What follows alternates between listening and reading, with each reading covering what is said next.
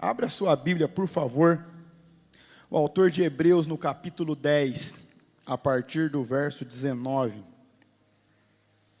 O autor de Hebreus, capítulo 10, verso 19 a seguir, a palavra de Deus diz assim: tendo, pois, irmãos, intrepidez para entrar no Santo dos Santos pelo sangue de Jesus, pelo novo e vivo caminho que ele nos consagrou pelo véu, isto é, pela sua carne, e tendo grande sacerdote sobre a casa de Deus, aproximemo-nos com sincero coração, com plena certeza da fé, tendo um coração purificado de má consciência, lavado o corpo com água pura, guardemo-nos firme a confissão da esperança, sem vacilar, pois quem fez a promessa é fiel. Consideremo-nos também uns aos outros, para estimularmos ao amor e às boas obras. Não deixemos de congregar, como é de costume de alguns. Antes, façamos admoestações, e tanto mais quanto vedes que o dia se aproxima.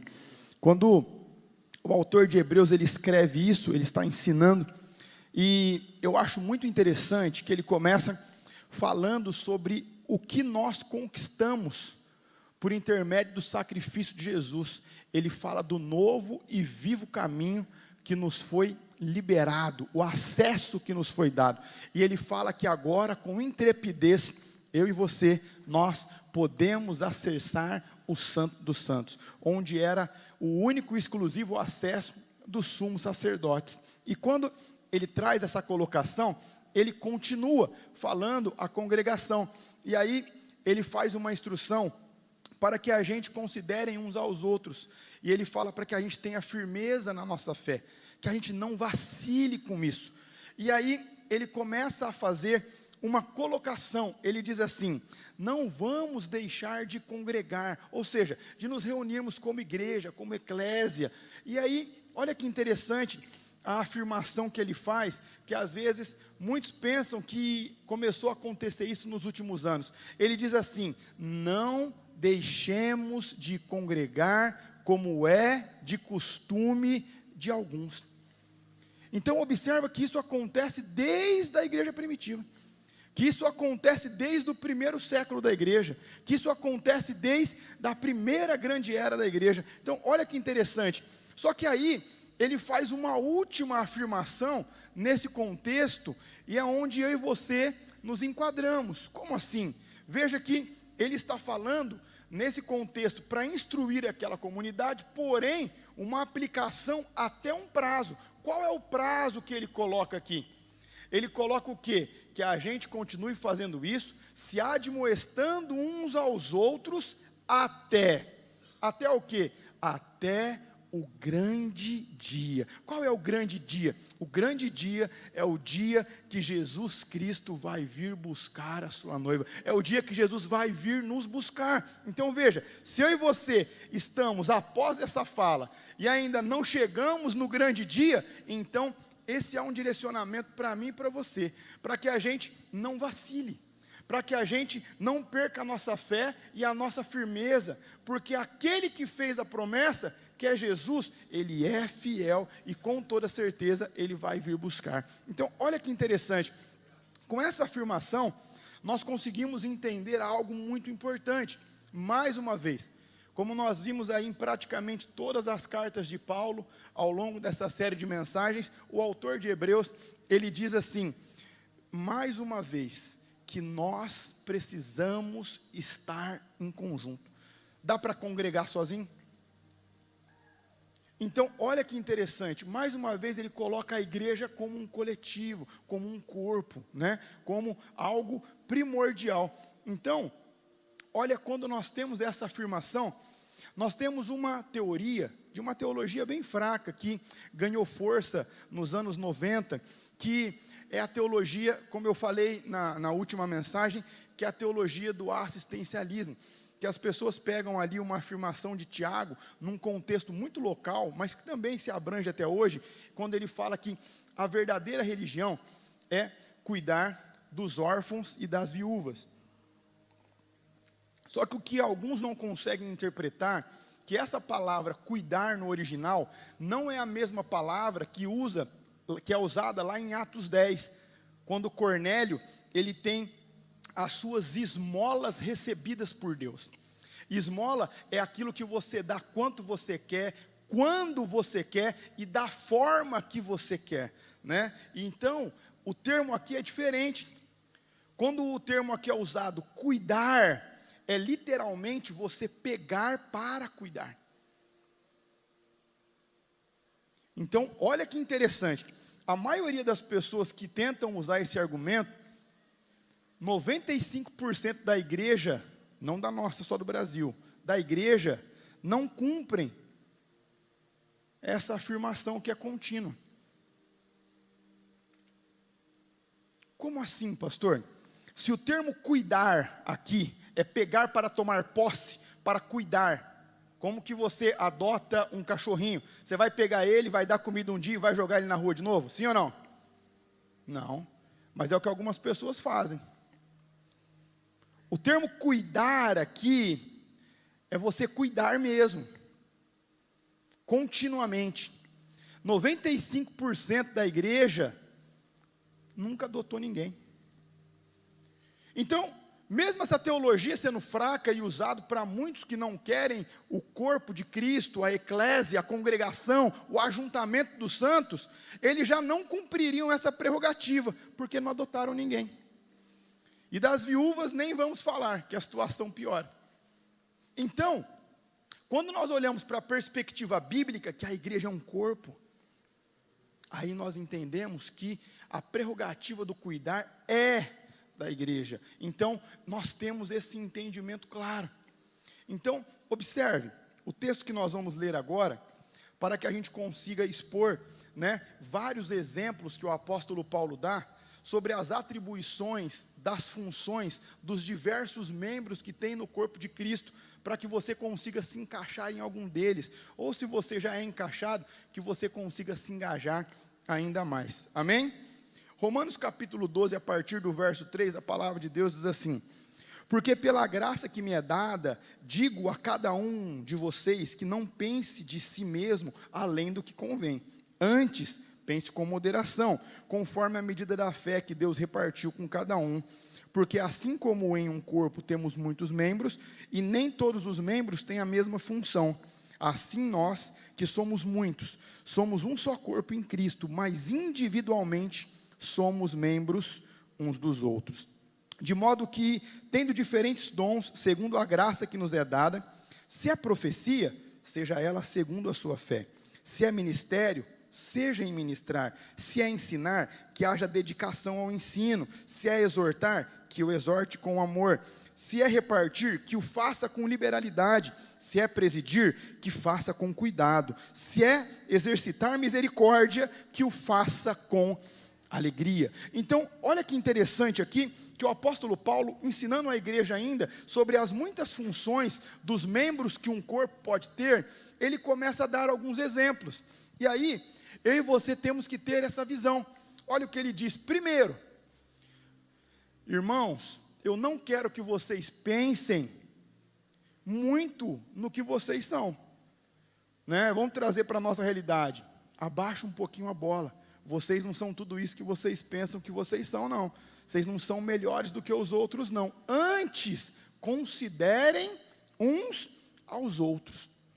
E aí ele fala assim, porque nós temos muitos membros em um único corpo. E esses membros não têm a mesma função. E também nós somos membros não só do corpo, mas uns dos outros. Então, olha que interessante essa analogia que o apóstolo Paulo faz. Quando nós fizemos ali uma exposição do que é a igreja de Cristo, de um modo geral, e fazendo um paralelo com a igreja local, com a igreja institucional, nós conseguimos entender que quando nós somos membros uns dos outros, eu faço parte de um mesmo corpo, mas eu tenho membros que têm ligação e que ambos podem se ajudar ou atrapalhar a si. E aí, nós conseguimos trazer muito claro para uma igreja local. Então, observe, pense que essa mão aqui é uma igreja local. E você é um polegar. Você é um polegar. A sua função é ser o polegar dessa mão. Observe, se esse polegar, ele não desempenhar a sua função com excelência, a sua função exata de ser um polegar, isso aqui deixa de ser uma mão, sim ou não? Não, mas ela vai funcionar com dificuldade, vai ou não vai? Por quê? Porque o polegar não está desempenhando a função dele.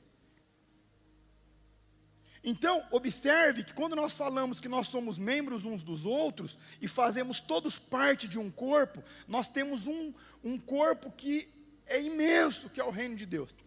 E nós temos ali, às vezes, uma igreja local, que às vezes é esse dedo aqui, uma gotinha no oceano, mas que também um é membro do outro, ou seja, um vai considerar o outro. Imagina aqui, se nessa mão tem uma briga, o polegar acha que é mais importante que o mindinho. O mindinho acha que é mais importante que o indicador. Essa mão vai sair do lugar, sim ou não? Não vai. Então, é muitas vezes isso que acontece em uma igreja local. Às vezes as pessoas não conseguem entender a sua função, porque pensam muito em si, ou muito no que você deve ou não fazer. Então observe que a partir do momento que você entende que a igreja é um grande corpo, e que todos nós somos muitos membros desse corpo, que Deus deu uma função para mim, e Ele deu uma função para você, e eu preciso entender qual é essa função, e preciso desempenhar essa função, porque quando eu não desempenho essa função, eu comprometo os outros membros que estão próximos de mim. Da mesma maneira, eles também. Nós não deixaremos de ser um corpo, mas teremos dificuldade de cumprir o nosso propósito como corpo. Então, entenda, qual é o seu corpo, qual é a sua função? Quando nós começamos no texto, o apóstolo Paulo fala, se é profecia, que seja feito segundo a sua fé.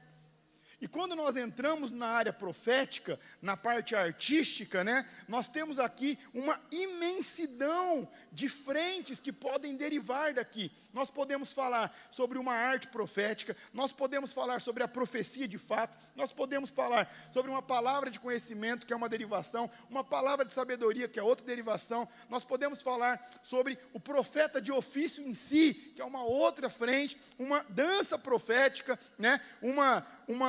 uma expressão de adoração por algum desses instrumentos de uma maneira profética. Então olha que só na parte profética nós temos uma imensidão de função. A grande questão é, qual é a sua? Você está a desempenhando? Você está realizando a função pela qual Deus te chamou e te conectou, te enxertou no corpo dele? Quando nós começamos a plantar igrejas, quando nós entendemos isso, viramos a chave do assistencialismo, entendemos que ele é um meio e não um fim, nós começamos um trabalho muito intenso, ainda em Marília, fazendo um trabalho muito intenso no Paraguai, onde nós temos aqui, mais próximos de nós, um país com menos de 2% de cristãos.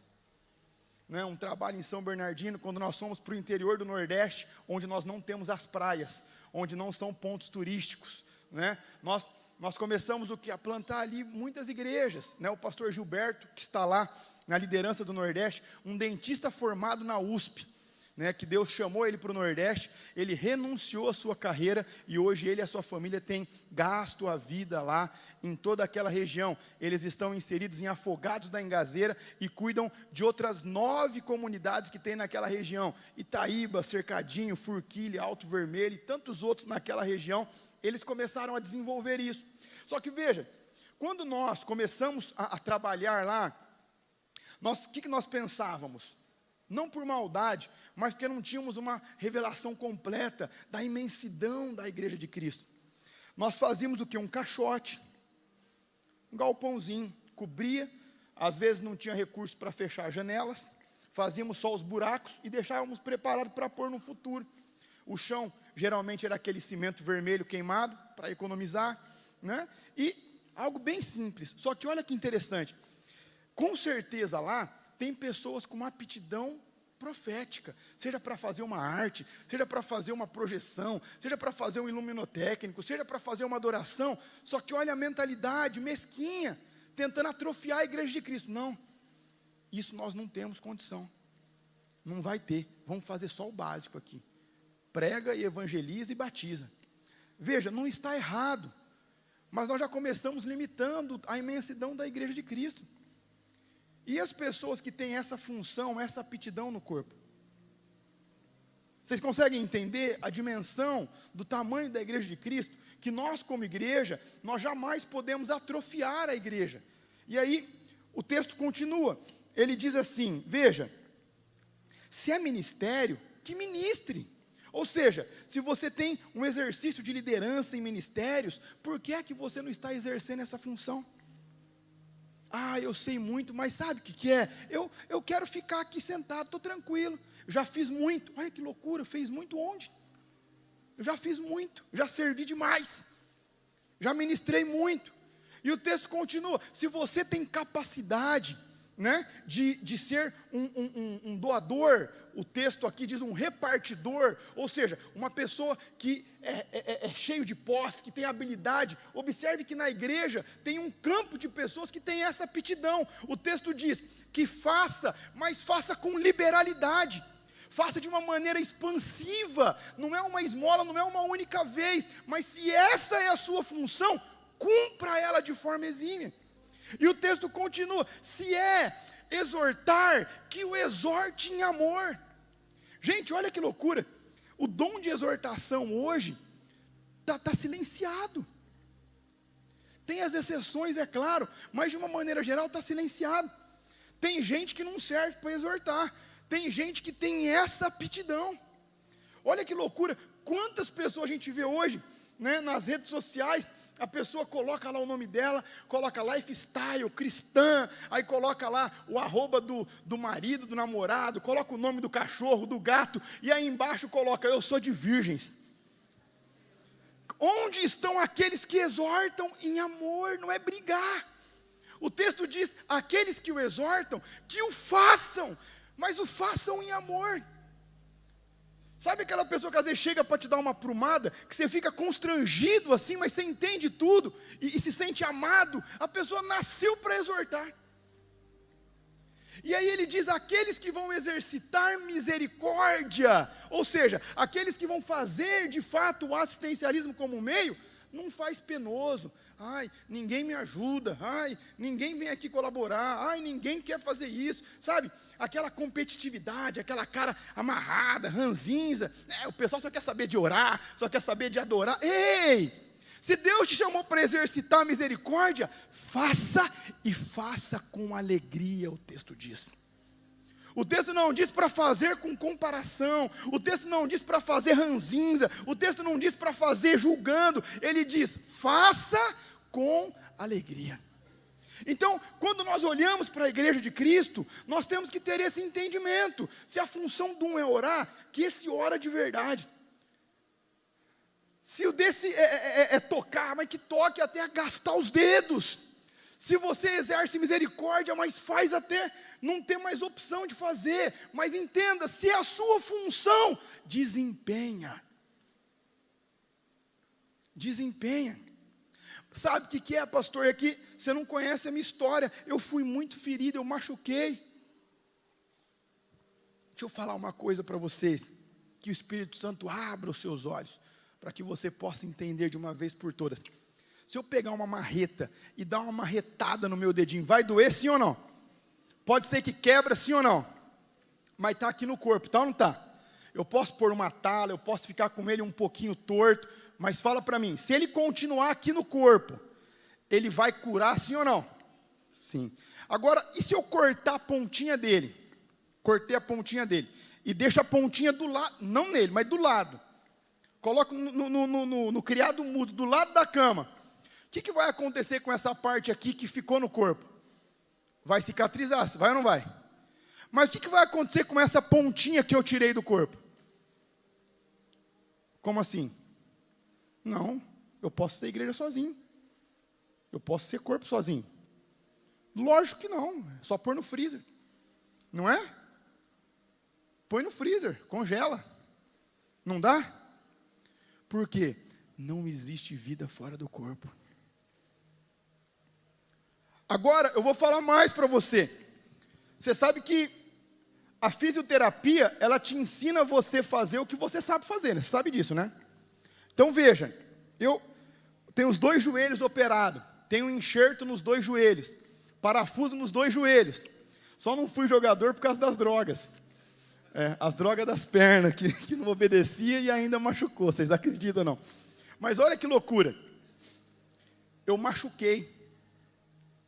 Olha que interessante. Eu tive que tirar um tendão de outra parte do corpo. Da onde eu tirei o tendão? De outra parte do corpo. E eu coloquei na onde eu tinha machucado.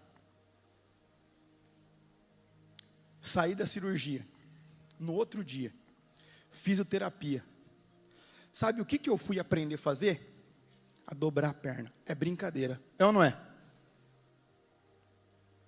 Mas como é que eu voltei a dobrar a perna? Dobrando a perna. Dobrando a perna. Doía demais. E quando ela mandava virar de bruços para ganhar, nossa, era tão simples do outro lado, porque não estava machucado. Mas como eu voltei a dobrar outra? Dobrando. Dobrando. Porque não me existe função fora do corpo. Você pode até inventar, mas se não está na Bíblia, nós não podemos considerar que é mandamento de Jesus. Então olha que interessante, não me importa o tamanho da sua lesão. Volte a fazer a sua função. Volte a desempenhar a sua função. Mas está doendo, vai sarar. Se você estiver no corpo, vai sarar. Se você estiver no corpo, vai curar. Mas está doendo muito, não tem problema, vai sarar. Por quê? Porque existe vida e restauração no corpo. Agora olha que interessante. Vocês lembram que eu falei que eu tirei um enxerto de um lugar e coloquei no outro? Pode ter acontecido com você. Já desempenhou função em outra parte do corpo, mas é o mesmo corpo. Só que não é porque você foi enxertado em outro lugar que você vai continuar sendo um Zé Ninguém sentado e voltando para sua casa sem desempenhar a sua função. Desempenhe a sua função. Cada parte do corpo tem uma função, não importa qual seja a sua, desempenhe ela. Mas é que doeu, machucou. Volta a fazer os movimentos que vai voltar ao normal. Daqui a pouquinho você vai ser curado. Por quê? Existe cura e restauração no corpo. Agora, fora do corpo, isso eu posso te garantir. Não volta. Um exemplo clássico disso. Quantos aqui conhecem o Neymar? Está no Santos agora. Os amigos santistas achou que ele ia ser a salvação, mas não deu certo. Mas vamos lá. Teve várias lesões, certo ou errado? Voltou a jogar, voltou ou não voltou?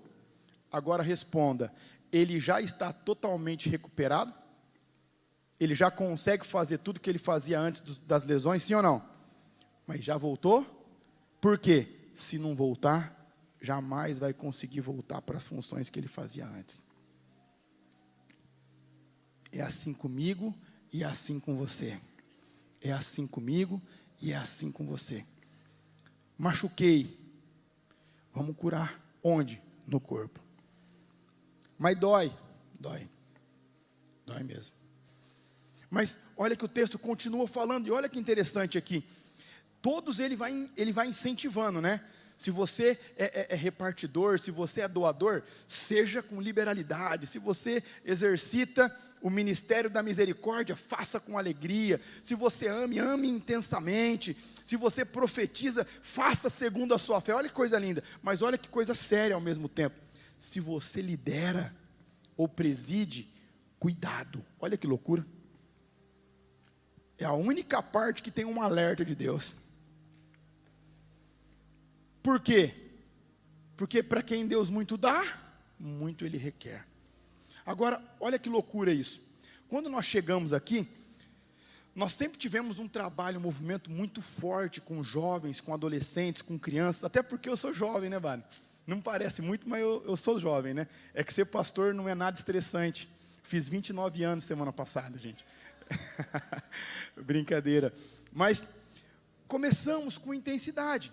Só que quando nós viemos com a proposta de plantar a igreja aqui, Deus nos direcionou para cá, nós sabíamos que nós íamos investir em crianças, jovens, adolescentes e nas famílias. Só que nós pensamos que a gente não conseguiria conectar com a terceira idade. Então, de fato, nós não tínhamos nada para a terceira idade. E aí nós estávamos na Aureliano, chega a Mazé, marca um horário comigo, marca um gabinete, e ela chega lá para falar comigo. Acho que ela veio no culto das 5 hoje, né? E ela chega lá, e ela fala: pastor, a igreja é uma bênção, eu nunca vi um trabalho tão lindo com jovens, adolescentes, a minha neta está me trazendo, eu acho lindo, fantástico. E eu, falei: glória a Deus, né? Aí ela falou: mas sabe de uma coisa? Por que vocês não têm nada para a terceira idade? Aí eu olhei para ela, eu falei: sabe o que é, dona Mazé?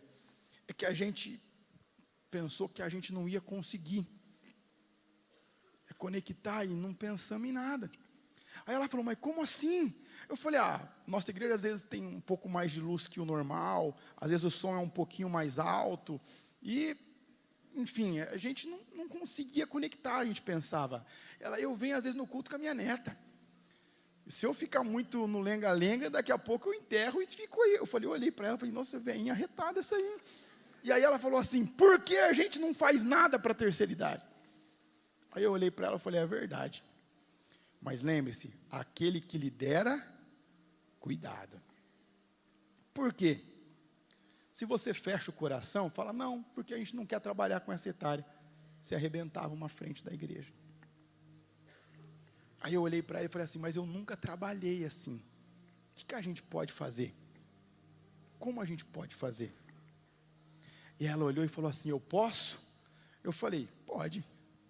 Aí ela falou: então deixa comigo. Rapaz, pensa que ela saiu avivando as veinhas tudo, e é culto à tarde, é célula à noite, é asilo, é hospital, é visita, é isso e aquilo. E eu olho assim, às vezes, aí eu brinco com os adolescentes, né? Quando os adolescentes, os jovens vêm assim meio farol baixo, eu falo: dá uma olhadinha para a Mazé. Quase 80 anos, numa pegada forte, de manhã à noite. E é isso. Por quê? Porque é a igreja. Porque é a igreja. Então, observe isso, que o texto é muito claro. Então, quando nós temos essa compreensão, eu entendo que eu sou um membro entre muitos que faço parte de um corpo, mas eu também sou membro uns dos outros. Se eu desempenhar a minha função de uma maneira equivocada, ou se eu não a desempenhar, sabe aquele parceiro de mudança? Quando você vai pegar aquele móvel mais pesado, ele chega assim e finge que está te ajudando, ele só faz cara feia, mas não faz força. E aí fala assim: vai, faz força aí, só você está fazendo. É mais ou menos assim. É mais ou menos assim. Então, veja, eu e você precisamos ter essa clareza. Qual é a minha função no corpo? Eu estou desempenhando ela? Eu estou trabalhando nela? Então observe que isso é tão sério, que eu acredito sim que a igreja tem alguns pontos negativos nesse aspecto, mas eu acredito que a maior parte dos erros são pelo excesso, muito mais do que pela falta. Eu lembro que quando nós adotamos a Yas, em meados de 23, ela chegou em casa, ela chegou com verme, com deficiência de vitaminas. Você passava a mão assim no cabelo dela, saía um tufo de cabelo na mão, né? Ela usava 4 graus num olho e 3 no outro, mas na verdade ela estava usando 9 e 7, já estava desatualizado. Ela tinha 50% dos dentes cariados, 3 teve que extrair, não deu para recuperar, tinha fístula de pus na gengiva, enfim, falta de vitamina, falta de vacina, chegou com um monte de coisa. Quando ela chegou, e eu olhei para os meus filhos biológicos, eu falei: cara, não é possível, dava para ver as costelinhas dela. Aí eu falei assim: não é possível, não posso deixar um filho meu desse jeito. E aí o que eu fui fazer? Eu sou lento, né, não sou rápido, não sou acelerado. O que eu fui fazer? Já liguei no médico, marquei vacina, marquei oftalmo, marquei não sei o quê, marquei não sei o quê. Por quê? Eu não queria ver ela daquele jeito. Só que eu levava no hospital para tirar sangue, e ela tinha umas crises almáticas imensas, batia a cabeça na parede, colocava o dedo na garganta, vomitava, era uma loucura. E segurava ela, e colhia o sangue, e segurava, e tomava vacina, e segurava para mexer no dente, demorou 1 ano para tratar o dente dela. Porque pensa que quase que a gente chegou no ponto que ia ter que anestesiar para tratar. Mas enquanto isso tinha que segurar, Só que veja, na minha cabeça, cara, a gente precisa resolver isso. Ela não pode ficar assim. A gente precisa arrumar os dentes dela, precisa arrumar as vitaminas dela, precisa matar os vermes, precisa arrumar os olhos, precisa dar um talento nela. Só que eu estava afobando ela. Eu estava num ritmo e ela estava em outro totalmente para trás. E aí, de repente, o amor pode virar ódio. Pastor, como assim? Sabe quando chega um irmão na igreja e você olha a vida dele, às vezes com o mesmo problema que você teve, igualzinho às vezes, sem tirar nem colocar, você fala assim, cara, eu já sei o que eu vou fazer para ajudar esse cara, ou já sei o que eu vou fazer para ajudar essa amiga, e aí você começa, e sufoca, aí de repente a pessoa, ela não quer mais olhar para sua cara. Por quê? Porque você sufocou ela. Ela não estava preparada para aquela velocidade, para aquele ritmo. E eu sei que era pelo bem, mas a pessoa não conseguia entender que era pelo bem dela. E aí, o que acontece? A igreja falha demais assim. Porque ela quer que a pessoa resolva o problema, quer ajudar, mas passa um pouco do ponto.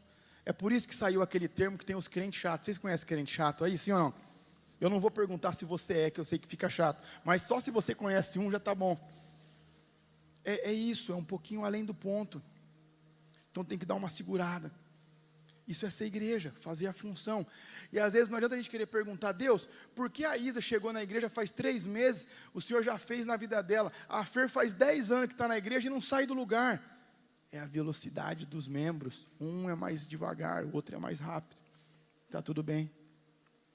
Calma, respira. Entende? Nós temos que ter essa clareza. Nós temos que entender que a igreja de Cristo, ela não precisa ser protegida por nós, mas ela não deve ser atacada por nós. Né? O Cauã me ensinou muito, nesses últimos 2 ou 3 anos. Quando eu me converti, né, minha conversão foi muito rápida, e eu queria que as pessoas se convertessem rápido também, de uma maneira radical. E eu era imaturo, menino, né? Então assim, às vezes a pessoa me ligava que estava com um problema, me ligava de manhã, me ligava à tarde, me ligava à noite, ia em casa, e ia e chorava, e a gente ajudava, orava, e aí a pessoa às vezes ficava 6 meses, 8 meses caminhando com a gente, e aí de repente quando Deus abençoava, quando Deus restaurava, quando Deus curava, quando Deus mudava a sorte financeira, assim, parecia mágica assim, no dia seguinte, a pessoa me ligava 10 vezes por semana, não me atendia mais. E eu ficava louco, né? Não acredito. Eu fiquei 8 meses investindo.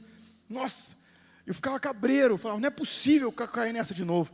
Né? E aí, às vezes a Lara, às vezes era casal, né? E aquela loucura, quase divorciando, já separado de corpos. A gente ajudava, incentivava, orava, instruía. E aí o casamento virava uma lua de mel. Aí no outro dia, não atendia mais a gente. Falava, meu Deus, o que a gente fez? A gente, né, não entendi nada.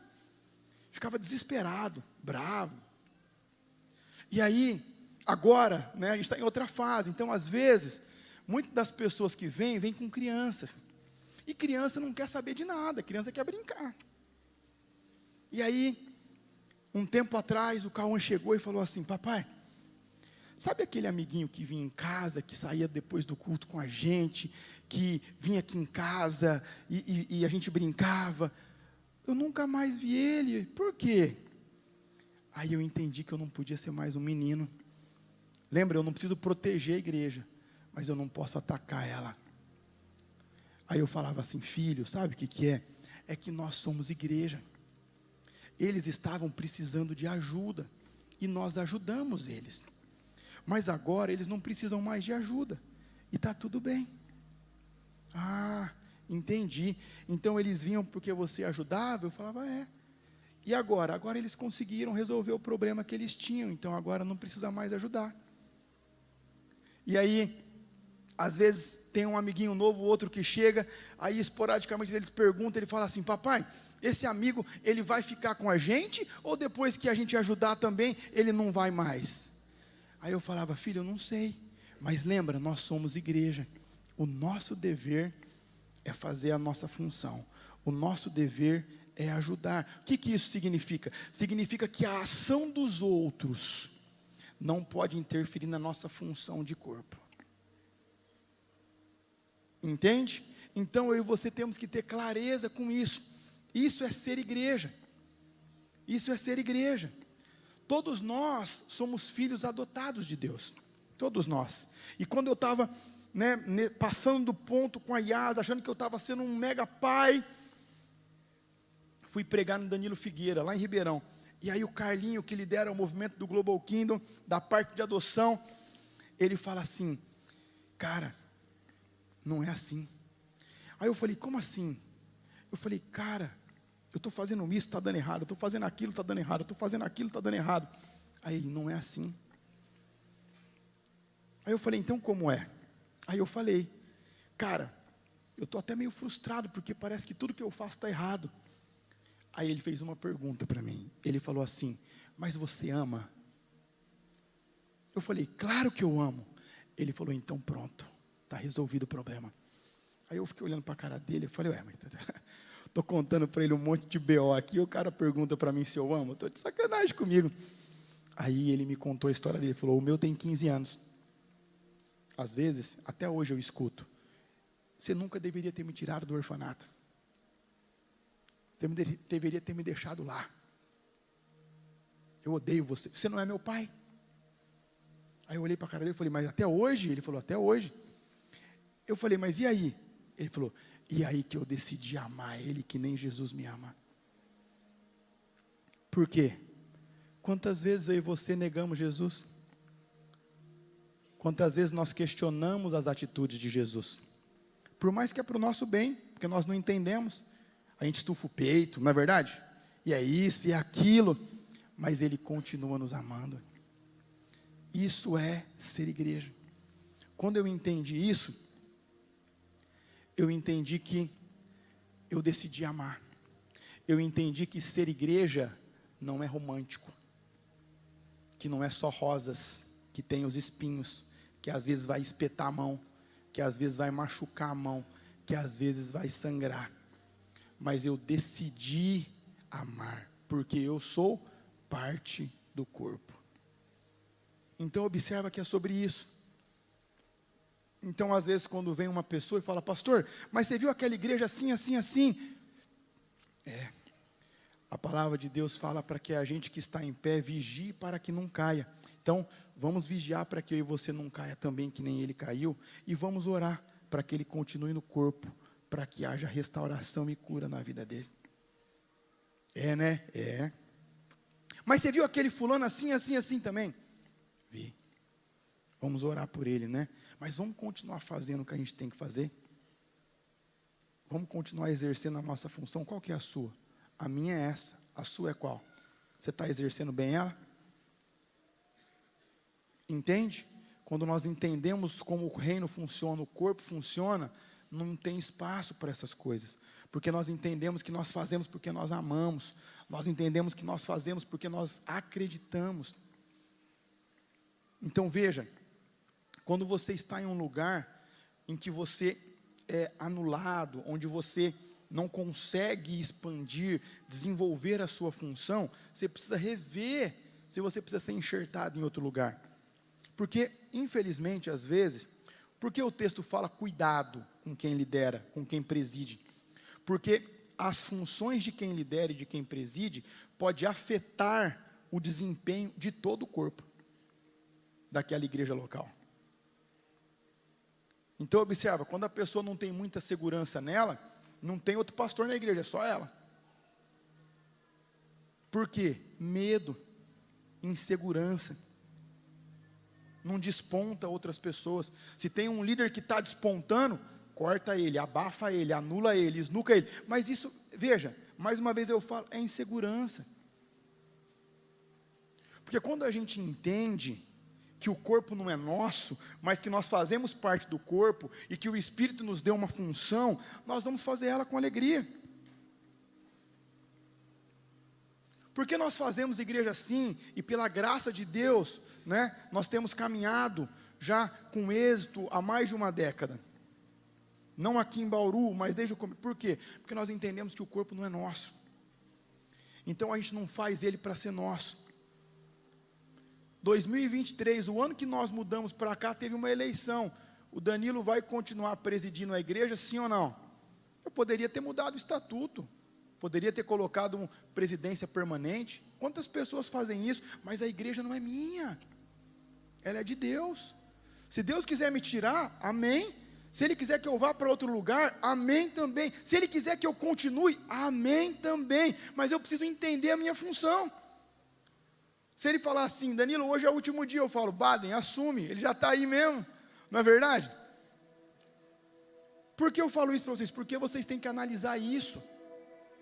Vocês têm que analisar e parar de justificar a sua falta de exercício de função. Não será levado em conta no grande dia. Qual foi o primeiro texto que nós lemos? Não deixem de congregar, antes em admoestação, em confronto, em instrução, em direcionamento, como ferro afia o ferro. Façam isso em amor, até que o grande dia. Então observe que, se eu preciso ser enxertado em outro lugar, que seja, mas volte a fazer a sua função. Ah, mas está dolorido, vai ficar um tempo, mas é experiência própria, nos dois, depois de um tempo melhor. Só quando esfria muito assim, que você sente umas pontadas ainda, mas depois que esquenta, fica bem de novo. Volte a exercer a sua função. Volte a exercer a sua função no corpo. Volte a exercer a sua função no corpo. Eu não estou falando de um auditório, eu não estou falando de uma plateia. Aqui não é um teatro onde tem um apresentador e os outros ficam assistindo o que está acontecendo. Nós estamos falando de construir algo junto. São muitas funções. E a função é essa. Uma ovelha vai gerar outra ovelha, um pastor gera outro pastor. Por isso que a minha expectativa, o meu desafio com a Lara é esse: formarmos 2 pastores a cada ano. Por quê? Porque foi para isso que Deus nos chamou. Foi para isso que Deus nos chamou. É por isso que a gente não perde muito tempo com coisinhas separadas. Sabe, eu vou fazer um social sozinho. Vai lá, faz, querido. Eu vou fazer um negócio, faz. Mas por quê? Porque eu não faço para mim sozinho. Porque eu acredito na igreja. Eu acredito na igreja. Vai abençoar a igreja, vai edificar a igreja. Veja, uns para profeta, outros para apóstolos, outro para mestres, outro para pastores, outros para evangelistas. Para quê? Para que o corpo seja edificado. Edificação não é reforma, não é restauração, é construção contínua. É contínua. E não é para o meu corpo, é para o corpo de Cristo. É por isso que nós temos que analisar o que nós estamos fazendo. A nossa vida é curta, é passageira demais. E nós fazemos parte do maior movimento que Cristo deixou na terra, da maior potência que Cristo deixou na terra. E a gente fica preocupado com um ou outro que tem um míssil aqui, tem um outro míssil ali, querido.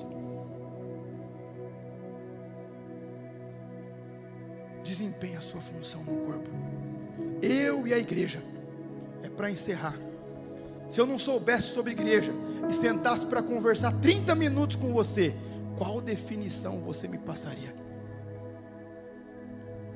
Se você não precisasse me falar nada, eu precisasse ficar com você 30 dias, só 30, qual a definição que eu teria de igreja?